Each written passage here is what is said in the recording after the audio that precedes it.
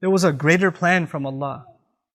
And in this plan, those people whose ship was destroyed, actually their ship was about to be seized by the navy. The king was taking every ship to add to his navy. When they came by their ship, they saw the ship is damaged. They said, no good for the navy. They let it go. They're going to suffer damages. They're going to have to fix it up, but at least they still get to keep their livelihood. They can still earn a living. In the case of the child, only Allah could have known that down the road in the future, this child was going to be a criminal, tyrannical to his parents. And Allah gave that child an outlet to Jannah, and Allah allowed his parents also relief of great calamity that was coming their way. Nobody could have known that except Allah. In the case of this wall, Allah was looking out for two orphans in that town that was so mean to them, whose father left a great deal of money behind, and that money was buried under that wall. If that wall tipped over, people would have seen that treasure. They would have, the kind of people they are, we know what kind of people they are, those kids wouldn't have seen a penny of it. That would have been eaten up by somebody else. And Allah wanted that those kids grow up one day and are strong enough to protect their assets, and then they dig up what is theirs. This was Allah's plan. But in all of this, none of this makes any logical sense. Unless you know Allah's plan, you're not going to know the logic behind something terrible that happens. What I'm getting at is sometimes you're going to do good for people and you're not going to get compensated. Sometimes people are going to do terrible things to you. You haven't done anything to them.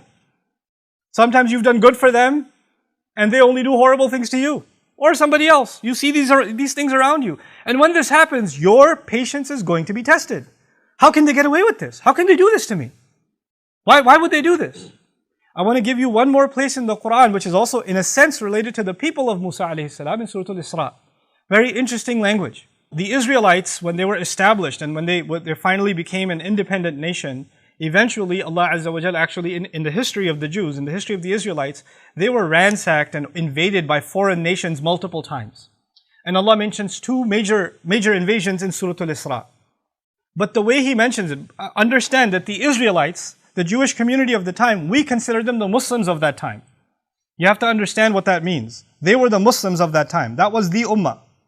And they lived in a town, and then non-Muslims came, non-believers came and invaded them. They broke into every home. You don't have to go further. When you describe soldiers breaking inside homes, then you know what happens next. That doesn't have to be spelled out. Everybody can know. Anybody who understands war knows. When militaries go into civilian towns, all unnamed kinds of atrocities take place. But that army that came in, you know what Allah called them? He says, بَعَثْنَا عَلَيْكُمْ عِبَادًا لَنَا أُولِي بَأْسٍ شَدِيدٍ. We appointed over you, meaning we sent to invade over you, servants of ours. The strangest phrase. Those people were disbelievers, enemies of Allah, pagans, attacking Muslims, and what did Allah call them? His servants. Sometimes people that do terrible, terrible things, they don't even know that they're serving a larger plan from Allah. They don't even know it. They don't even know that even in their rebellion against Allah, they are actually at Allah's service. They don't even know. The believers might not understand why this is happening to them. They don't see the future script. They don't have that curtain lifted from Allah, like in the case of the teacher of Musa, who said, look, this is going to test your patience because you don't know what's behind the scenes. All you see is what's happening in front of you. You don't know what's going on in the background. We only get to see what's in front. And when we see what's in front, we go crazy. We lose patience. We say, how can they do this? How did Allah let this happen? You know that those parents who lost their child are not going to say, oh yeah, I guess he was going to get older and be a big pain. They're not going to say that. They're going to say, how did Allah let this happen? Why did my child have to die? And those same parents, if that child lived 20 years later, I wish you died when you were young. The kind of pain you've caused us. Those same parents will say those words. But Allah knew. They don't know. Allah knows and you don't know. Allah has knowledge and you don't have knowledge. This is the kind of lesson that Musa alayhi salam could not just have been told. He had to experience it. Why? Because you can read about patience. You can learn about it. You can listen to a khutbah about it. But if you're experiencing something, you're experiencing a kind of situation where you cannot understand why this is happening to you.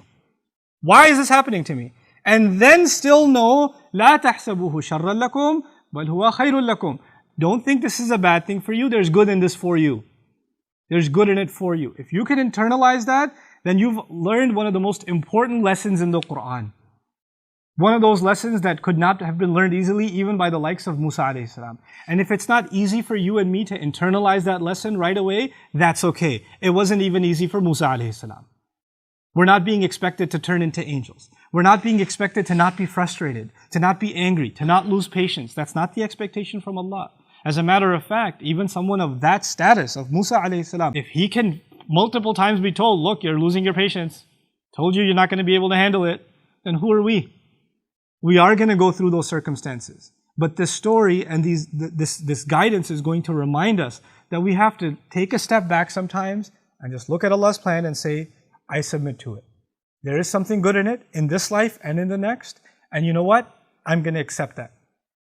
And this is the lesson that Musa alayhi salam had to be given.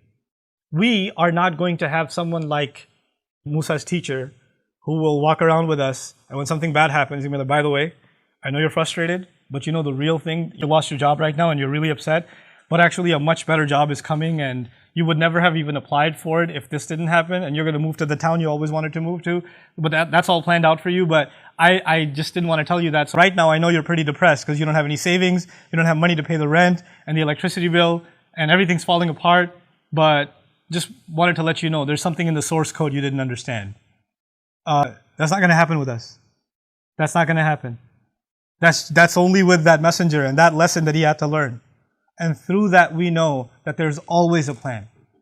Because of this story, we know there's always a plan. And the plan of Allah is always meant to be something good. That knowledge that this man had, or this individual had, I'd say, to be careful. How did Allah describe his knowledge? He says, آتَيْنَاهُ رَحْمَةً مِّنْ عِنْدِنَا وَعَلَّمْنَاهُ مِن لَدُنَّا عِلْمًا. He says about this individual, Allah gave him a mercy that comes especially from us. And then secondarily, he says, we gave him a knowledge that comes especially from us. In other words, that knowledge that he has, before it is even knowledge, it is a mercy. Before it's even knowledge, it is a mercy from Allah. That was important to mention because everything he did didn't look like mercy. It didn't look like mercy. Not from the naked eye, not from the eyes of the seen, but from the eyes of the unseen, there is mercy in that too.